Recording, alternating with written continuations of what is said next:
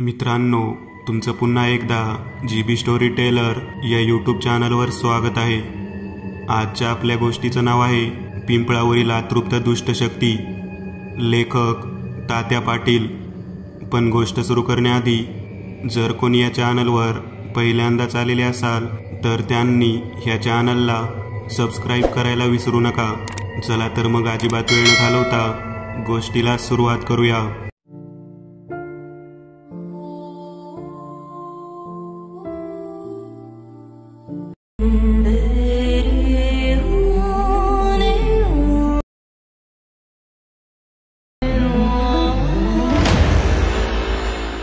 ही कथा सत्य घटनेवर आधारित आहे।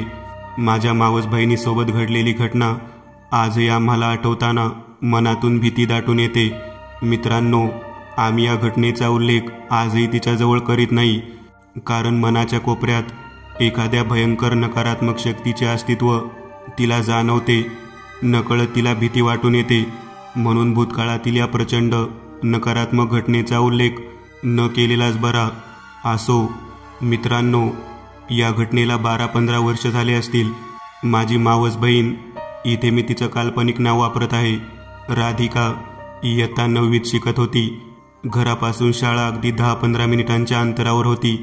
राधिका तशी हसत खेळत आणि मजा मस्तीच्या स्वभावाची, पण म्हणतात ना, नकारात्मक शक्ती इतकी प्रचंड ताकदवान असते की मानवी मनाला क्षणात आपल्या काबू करून चलबिचल करायला लावणारी।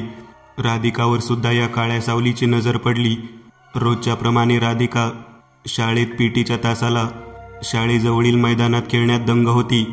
तिच्यासाठी हे नवीन नव्हते, पण आज तिच्यासोबत एक वेगळीच घटना घडणार होती। मैदानातून राधिका शाळेत जातानाच मैदानाच्या बाजूस असणाऱ्या त्या पिंपळासमोरून जात होती। मैत्रिणींच्या घोळक्यात हास्यकल्लोळात दंग असतानाच तिच्या नजरेस एक विचित्र दृश्य पडले। ती डोळे विस्फारून पाहू लागली। नकळत तिचा विश्वासच बसेना। एक भयंकर उंचीची, शरीर जळालेली, विचित्र आणि भयावह बाईची आकृती तिच्या नजरेसमोरून झाडावरून खाली उतरत आहे अशी तिला दिसली। क्षणभर तिला मी सत्य पाहते का स्वप्न याचे भान राहिले नाही। आपल्याबरोबर काहीतरी विचित्र घडतंय आणि आपण इथे एकटेच आहोत असं तिला वाटू लागले। मैत्रिणीच्या बाजूस चाललेला कल्लोळाचा आवाज दूर दूर जात आहे असे तिला वाटत होते। क्षणात कसल्या तरी आवाजाने ती भानावर आली। क्षणभर तिला मी सत्य पाहते का स्वप्न याचे भान राहिले नाही। आपल्याबरोबर काहीतरी विचित्र घडतंय आणि आपण इथे एकटेच आहोत असं तिला वाटू लागले। मैत्रिणीचा बाजूस चाललेला कल्लोळाचा आवाज दूर दूर जात आहे असे तिला वाटत होते। क्षणात कसल्या तरी आवाजाने ती भानावर आली। तिच्या एका मैत्रिणीने असे अचानक गप्प रस्त्यात का थांबलेस अशी विचारपूस केली। पटकन तिने चालण्याची गती वाढवली। समोरील दृश्य तिच्या डोळ्यासमोरून जात नव्हते। मैत्रिणींच्या आधाराने ती वर्गात पोहोचली। शिकवणीचा तास काही मिनिटात सुरू झाला। वर्ग शिक्षकांनी वर्गात प्रवेश केला। लेक्चर सुरू झाले, पण राधिकाचा जीव थाऱ्यावर नव्हता। मनात कसली तरी भीती वाटून येत होती। तिचे डोळे भिरभिरत होते। इतक्यात तिच्या नजरेसमोर पुन्हा ती जळलेल्या बाईची आकृती वर्गाच्या दाराबाहेर उभी असलेली नजरेस पडली। हे काय आहे आणि आपल्यासोबत हे काय होतंय याचा तिला मागमूस लागेना। तिला आपण खूप खोलात कुठेतरी जात आहोत, एका निराळ्या विचित्र ठिकाणी असे वाटू लागले। त्या नकारात्मक दुष्ट शक्तीने तिच्या मनाला काबू करण्यास सुरुवात केली होती। या विचित्र घटनेनंतर ती घरी पोहोचली, पण घरात तिचे कोणासोबत कसलेही संभाषण झाले नाही। नेहमी हसत असणारी राधिका आज गप्प का असा प्रश्न आईला पडलाच, पण विचारपूस करताच तिने थोडक्याच पण मोजक्या शब्दात उत्तरे दिली आणि भूक लागली असल्याने तिने जेवावयास वाढण्याची विनंती केली। राधिका जेवत असताना तिच्या आईच्या एक गोष्ट लक्षात आली। रोज जेवताना नखरे करणारी आणि कमी जेवण वाढ म्हणणारी राधिका आज आदाशाप्रमाणे अख्खी चपाती तोंडात घालत होती। तिच्या या प्रकाराने आईला थोडे विचित्रच वाटले, पण भूक लागली असेल या विचाराने आईने तिच्याकडे दुर्लक्ष केले। पण 2 माणसाचे जेवण एकट्या राधिकाने संपवले। या दृश्याने तिला गोंधळात टाकले। राधिका संमोहन झाल्याप्रमाणे गप्प होती। नकारात्मक शक्तीचा प्रभावच तसा होता तिच्यावर। रात्री आईला बिलगून झोपणारी राधिका आज स्वतःचे स्वतंत्र अंथरूण टाकून त्यावर झोपी गेली। मध्यरात्रीच्या ठोक्याला घरातील शांतता चिरणारी एक किंकाळी ऐकू आली आणि घरातील सर्वजण जागे झाले. राधिका तिच्या अंथरुणातच झोपेत भयानक किंचाळत होती. ती आली, माझ्याजवळ येते. आई, आई मला वाचव. राधिकाच्या आईने तिला झोपेतून जागे केले. अंग घामाने चिंब भिजलेली राधिका पिवळी फटफडली होती. जणू कोणी तिला करकचून आवळले होते किंवा कोणी तिचे रक्त शोषले होते. आईला काय करावे सुचेनाच. तशातच समजुतीने तिला झोपवले गेले. सकाळच्या सूर्यकिरणात राधिकाची पिवळी पडलेली काया तिच्या आईच्या नजरेस पडली. राधिकाला नक्की काय झाले हे त्यांना कळेना. आंघोळ आटोपून राधिकाने शाळेत जाण्याची तयारी केली. नाश्ता आला. चहा आणि टोस्ट खाताना राधिकाची आई घाबरलीच, कारण राधिका आखी टोस्ट तोंडात घालीत होती आणि आदाशाप्रमाणे ती गिळत होती, जणू खूप दिवसाची भुकेली आहे.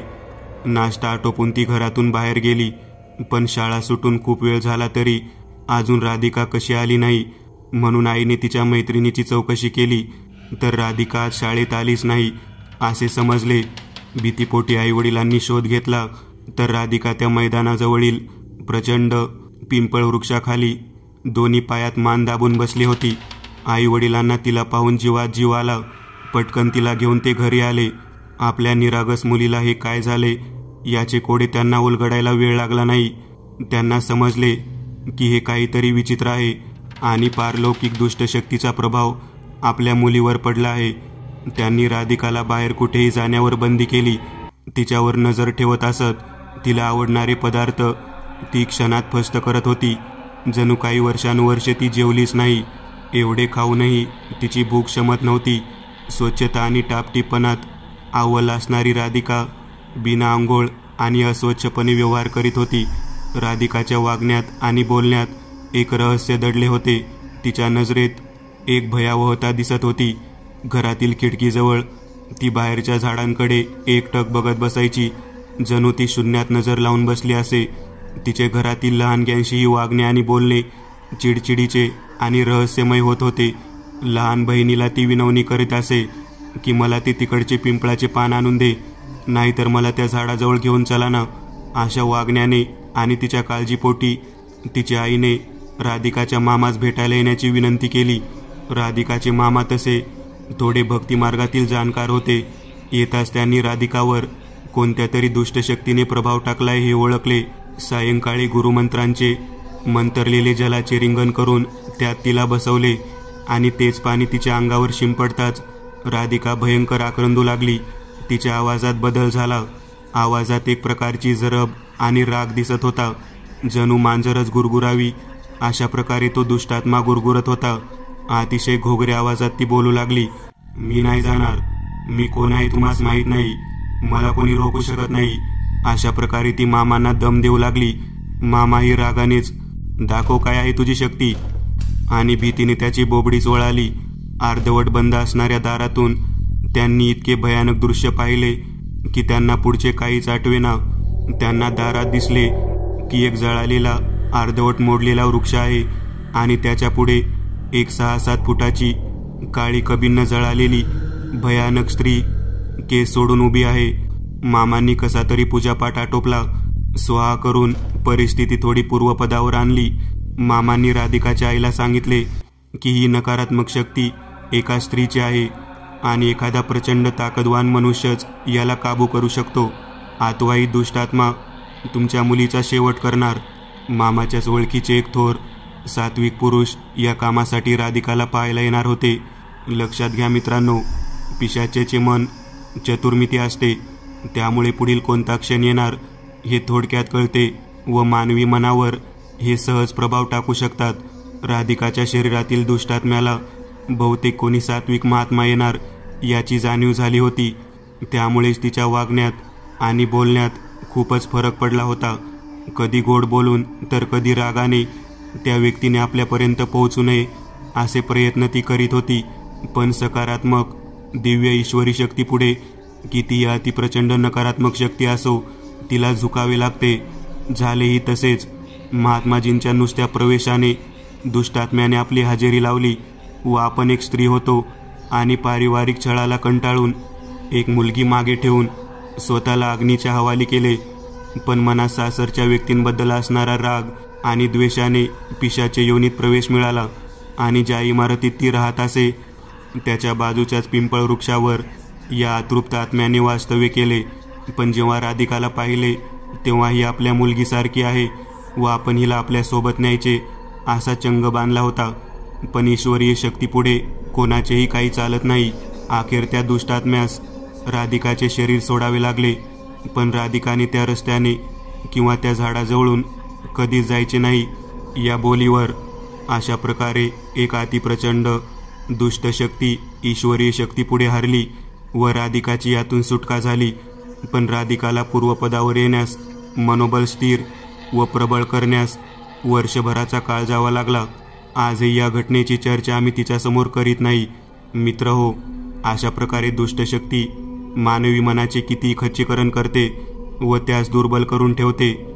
म्हणून मनात नेहमी सकारात्मक विचार व दैवी अधिष्ठान असावे, तरच आपण अशा अदृश्य व मनाला पोखरणाऱ्या नकारात्मक शक्त्यांपासून वाचू शकतो. श्री गुरुदेव दत्त. मी एक नवीन चॅनल ओपन करत आहे. त्यावर तुम्हाला ॲनिमेटेड हॉरर स्टोरीज पाहायला मिळतील.